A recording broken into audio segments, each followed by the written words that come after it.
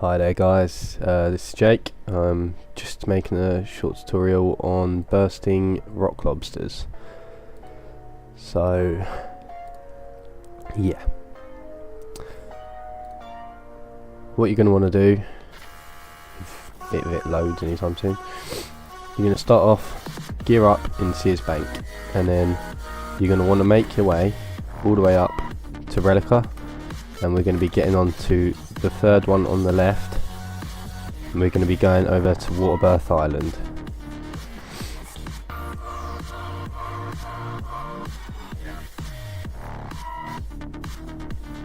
Gear wise, I'd recommend bringing the strongest items you possibly can. These aren't the strongest I could possibly wear, but for the price they are, I'm not complaining. So I've just got Arim's hood, top, bottoms, infinity boots and gloves, a mage's book, but obviously the unholy books or Zamarok or whatever, wearing one of them's just as good. And I've got the Staff of Light, as it has a 1 in 8 chance of casting your spell without using any runes, so it saves you a few runes, saves you a little bit extra money, and a Zamarok cloak. I also bring a Ring of Life because sometimes they can hit quite hard if your prayer drops. It only takes a few seconds and they could max out on all your health.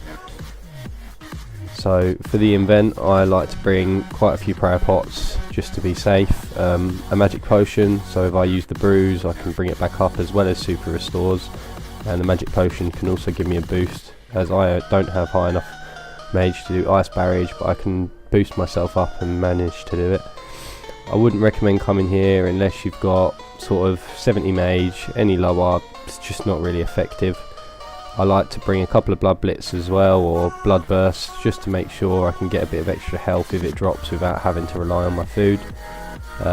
You are going to need 2 people for this, as it takes 2 people to open the doors. So let's just travel over to Waterbirth Island now.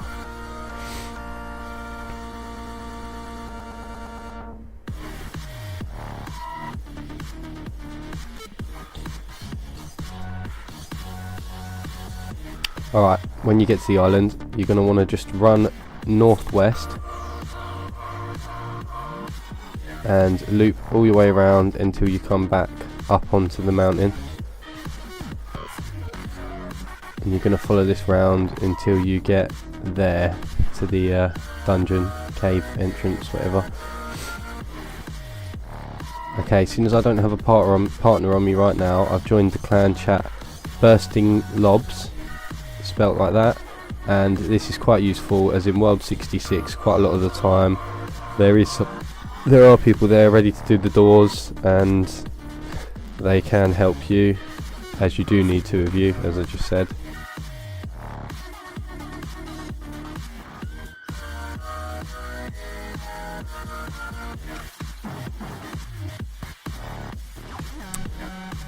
Okay, so you're going to make your way through these tunnels, protecting from melee through the first few sections. There is a couple of rangers every now and then. They do hit, but not too high that it's going to affect you. You're going to want to protect melee because the majority of the NPCs around here are melee based. So you're just going to follow this all the way up until you get to this exclamation mark here. You don't have to stop protecting here, but you can do. Sometimes they do still get you. Still got auto cast on.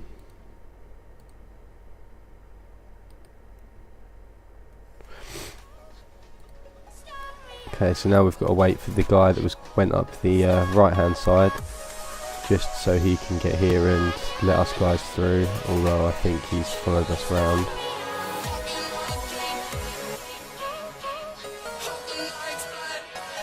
Okay, up this side there's more rangers than meleeers, so I'd suggest protecting range and just making your way all the way through, following it up again until you get towards the exclamation mark, and you're going to want to go there.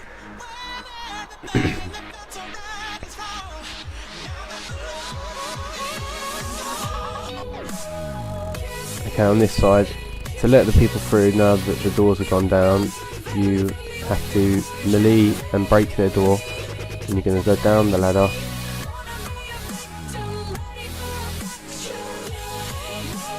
This is where you want to start protecting from mage, as there is more floors down here that you'll need to protect from mage from than there is any other attack. A few of them you will want to just chop and change, but this is going to be the majority of mage protection down in these lower levels.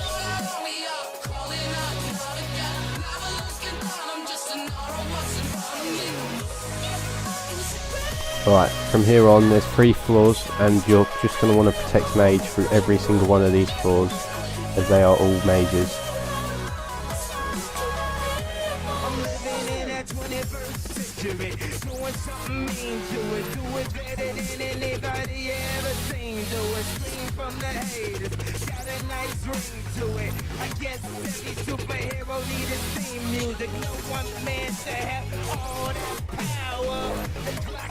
Alright, so now you're here. What you're going to want to do now is just go to the lobby and find yourself an empty world, and I'll start the video again when I've got there. Okay, so here we are in an empty world, and I've already spawned, and as soon as I logged in was getting attacked by rock lobsters. So what you're going to want to do now is you're going to lure them all so they're on to attacking you. Being careful with this rock lobster there, because the majority of the time if you're not far enough over it will get stuck behind that ladder and you're going to miss out on experience for that. Okay, so just wait for him to catch up. Pick that one up, then you're going to pick this one up. These ones down here, don't go too far and don't get too greedy.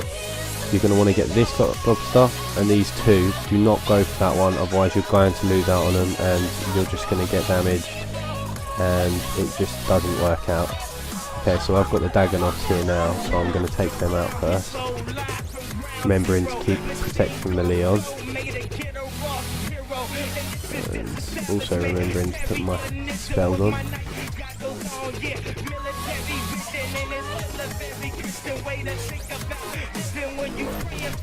This is very good XP here. Just this morning I've done about half hour, not the whole 2 hours 10 minutes, and I've earned already 120k just doing this.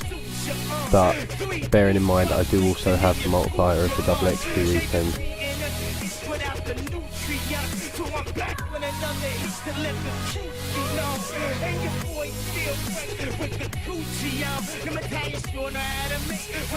Okay.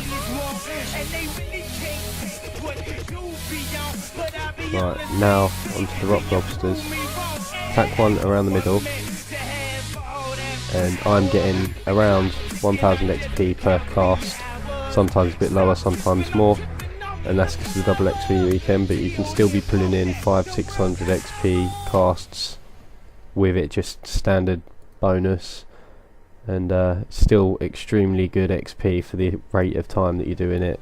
I don't know exactly how much XP you get in an hour, but I can put a calculation at the end of the screen and I'll work out how much XP there is per hour and the average charm rate per hour.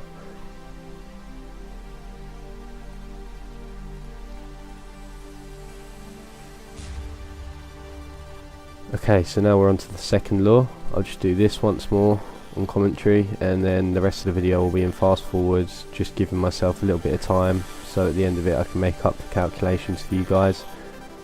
And yeah.